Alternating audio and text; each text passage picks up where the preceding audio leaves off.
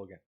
So after we have discussed the policies and procedures, which maybe you have noticed that all of them are not really networking skills for you, not even security skills for an engineer to know about them, but all of them are applied from a called like administration or an administrative perspective. All of those solutions from an administrative perspective.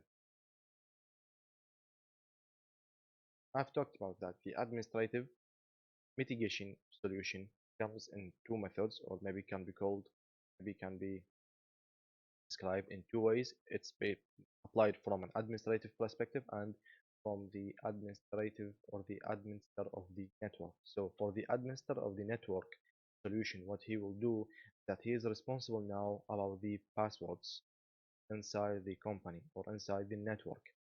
The passwords are very, very important because the passwords of the emails of the employees and their credentials, which are the username and passwords for each employee to access the common system of the company, the accounting system, the billing system, the sailing system, the technical support system, the network engineers common ticketing system. Between them there is something called ticketing system. It comes from the term ticket, which is issuing like an email send it to all the employees from one department to another, asking them to do a job or maybe to do a task from their side and reply it back to us. Something like where mostly you will face this when your company or your network serves customer. So customer will issue a ticket to your company and your company, the first department will deal with it. In case the first department couldn't solve the ticket, the department will redirect the same ticket to another company, to another department, to a third department, etc., until the ticket and the issue of the customer is solved. So passwords are, there is a password to access this ticketing system. There is a password for the emails.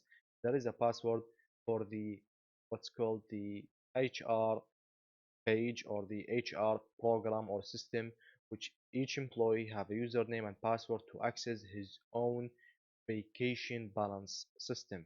This is the place where an employee would like to announce or request a vacation, a leave, maybe an hourly leave, etc.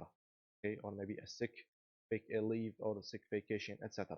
So this is very important. This is a third password that the employee needs to know about them, needs to know about. Maybe other types of billing system, sailing system, and accounting system. All of those are usernames and passwords. The username is something normal because mostly it will be the username of the employee. So everyone in the company would know that John, his username for every system is John. Maybe that's it. That's simplicity. But the passwords are the big consideration to know about or to consider about or to take care about. So the passwords, these are something that the network administrator should aware all of the employees about them. We should aware them about the length or the length of the password, the characters. Maybe it's a minimum of 8 up to 16 character. It's not all about 3 characters where your password would be like maybe 1, 2, 3 and that's it. This will be hacked immediately. Anyone can guess this password. It can't be ABC or it can't be that's it. Minimum it should be 8 up to 16. But after 8 up to 16, maybe it would be from 1, 2, 3, 4, 5, 6, 7, and 8. That as simple as that. This is a password? No, this is not a password. This is a joke for passwords. So there comes complexity, where there will be some rules to be applied to be checked to your password before the system of generating a password would accept those digits as a password. So you need some rules like upper and lower case numbers and symbols. And most of you nowadays, whenever they want to establish a new account, create a new account to log in whatever web page or a website in the world, you see that there are some policies to the password when you come to generate your own password. And mostly all of those terms are now common and clear to you, and most of you have used it already when you want to create maybe your account at cisco.com, google.com, facebook.com, Twitter, etc. All of those are asking for a really strong password. This is for your protection, not just the company protection, but also for your protection, because Most of those do carry your personal information. So that means that your personal information, money transaction, salary, vacation policy will be stolen or maybe corrupted by a hacker. So this is really important also to protect yourself and your personal data, not just about protecting the company or the network that you work within. So you can see that those are rules. Maybe you need to use minimum 8 digits in your password, but there must contain upper and a lowercase. Maybe I will use my name as S capital and the rest of them are small case and an uppercase, and after that maybe I need numbers and symbols. So let's make it a dollar symbol, maybe an query, and 123. This is really strong. Actually, I would never use such password. This is not my password at all. But this is now really complicated for a hacker to guess because there are letters that he doesn't know the distribution of letters how it is, which cases are up or letters are in uppercase and which are in the lowercase. There is symbols, but what symbols? This is not something easy to guess. There are numbers, but which numbers? How many numbers? You see? So now you have made the password really complicated and no one can guess it or hack your network or your credentials or your account, etc. This is really important to know. After that, we come to the age. There is something called a password age, a password minimum age, and a password maximum age. The password minimum age is like maybe the most resilient system that you can change your password is your email because you can change your email password email from time to time, and also you can change the password of your vacation system, your balance system, okay, for allowance and per diem, etc. So this is really important to know because the maximum age, which is the most common thing that you will hear about, is that the maximum age of this password before it gets expired. And after a password gets expired, each employee in the company must change their password. This is really important nowadays because hackers are developing tools to discover passwords or maybe to implement like 1 million try or 1 million guessing of a password until they figure out your password. And this will take time just to figure one password. So the good thing is that you need to change your password maybe at minimum every 3 months. So network administrator must make or apply a policy that all the company employees, all their passwords have a maximum age of 3 months. So after 3 months, all of the employees must change their passwords. Just in case some of the passwords were known or hacked, we will change it. Maybe we can change it before it even get hacked because if it was hacked, then that's it. We have lost. But we need to change it from time to time because maybe this happens sometimes some employee by mistake do know his friend's password. So if he knows, then maybe someday he will do it for whatever reason and he will access his account. But changing this every 3 months will avoid this, will make you really avoid this vulnerability or this threat upon your account. So it's important to change it every from time to time, but this is called the maximum age. The minimum age of password is like the minimum duration of time that I'm allowed to change my password in. It's like if I applied a new password today, maybe I can't change it from up to 5 days from now. This is the minimum age. Without the minimum age, then an employee can change his password like every 10 minutes. This is really annoying because this to use some of the network resources and also having all this amount of passwords changed will get you like in something very risky, which is that if there is someone in the network that is sniffing your network and is spying on your connection between you and the password servers, and he is recording all of the passwords that you are changing. So maybe in one day you have changed 3 passwords, he will record all of those. Maybe in the next day you did change it again, and after a week you have used more like 15 or 30 passwords in a week. All of those passwords, human brain would generate very limited amount of passwords for himself. So a sniffer in the network, a hacker in the network did sniff all of those passwords. So now he have only 3 possibility of a password. Just in case in the next week you did want to settle on a single password, mostly it will be one of those 30 passwords that you have used before. because your brain is no longer helping you or aiding you in generating a new password. So you'll use the password that is one of those 30, and that's it, you're hacked. Because the hacker now knows 30 passwords. He will try all of those 30 passwords in a matter of like 60 minutes, and after that he will grant access to your account. That's it, you are hacked. So this is really important. The minimum age is changing the password like maybe one every maybe a week only, or one time every 24 hours. At least you will not use a lot of options. But maybe there is something, another thing is called the password history.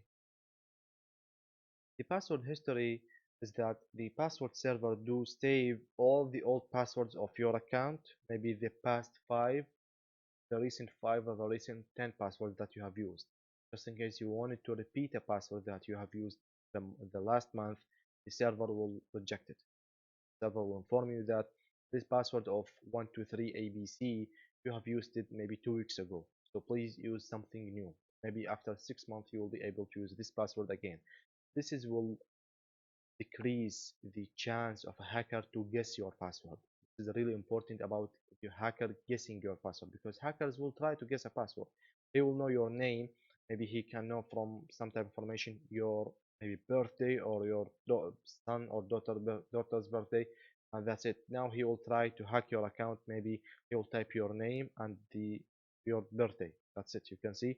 So these are things that hackers try their luck with. Maybe plus you have another point is that a hacker will have experience, maybe because he have been hacking people like for 10 years. So now he know how to think like the opposite person, the other person. Maybe he will think that this type of persons use a password from maybe only about numbers or only about letters, etc. So there is a complexity and there is a policy of the length and complexity, but also the age is very important because things might be told from a person to another. So this is the second policy or the second term of the administrative mitigation that I have talked about. Let's talk about the final type or maybe the final branch of the mitigation process, which is the password alternatives. It's not really a a password alternative.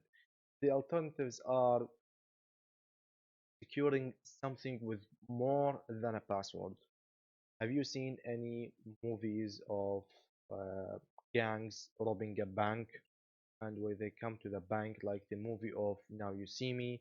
There is a movie, other movies like of James Bond and Mission Impossible, etc. I don't think it's James Bond because I've never seen it, but I think it's Mission Impossible and Now You Can See Me, and a lot of other movies where there is the some gang one or maybe some thieves wanting to rob a bank.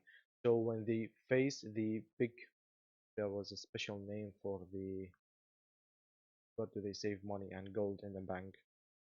There was a specific term in English. I'm not remembering it right now. I'm only remembering in Arabic. But anyway, the place where they store the money and gold in a bank is protected, maybe by a password, and after that by a fingerprints of the manager, the 10 fingerprints of the manager, and after that a third level of authentication. It's called level of authentications.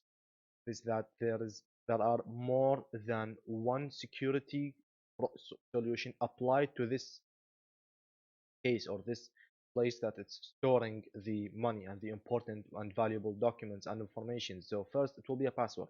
After that it will be his voice stamp.